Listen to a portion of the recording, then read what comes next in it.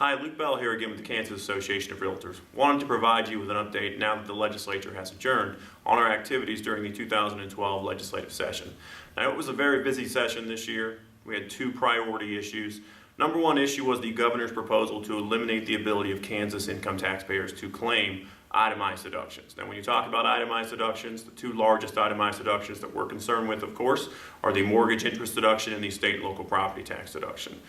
Over 417,000 Kansans currently claim itemized deductions, and they receive around $451 million a year in income tax relief due to the availability of the itemized deductions. Those itemized deductions have been in place since 1913, so nearly a century of housing policy stimulating home ownership and property ownership. Now, we all know that home ownership stimulates the economy. Roughly 2 jobs are created for every home sale.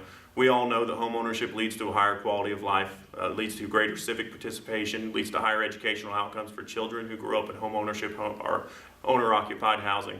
So we know home ownership is good for the economy. We know it's good for the American people. That's our way of life. We chose to defend that this year by opposing that proposal to eliminate those itemized deductions.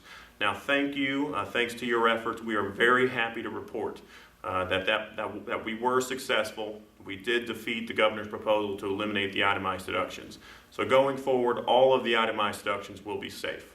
It's thanks to your 1,500 emails you sent to members of the Kansas legislature, thanks to over 3,000 phone calls that were generated from members of the public to their members of the legislature, about 1,000 emails from members of the public directly to their member of the legislature, hundreds of visits and personal conversations with legislators that really made the difference on this issue. So very happy to report we have been successful. Now, I like to think we're now moving into what's known as phase 2 of this campaign. It's election season. Many of these incumbents who took very difficult votes in siding with us to preserve the itemized deductions are now facing re-elections, and they're now facing challengers for those seats. Now it's time to step up and support the Realtors Political Action Committee to give us the contributions we need to go in there and defend those members of the legislature who were with us this session in preserving home ownership and preserving our way of life. You'll be given an opportunity very soon to contribute to RPAC. We encourage you to do that. That gives us the tools we need to do to follow up on these victories we have had recently. Now, we weren't able to get property tax reform done. That was our second priority issue for the session. We passed a bill through the House, did not get it through the Senate.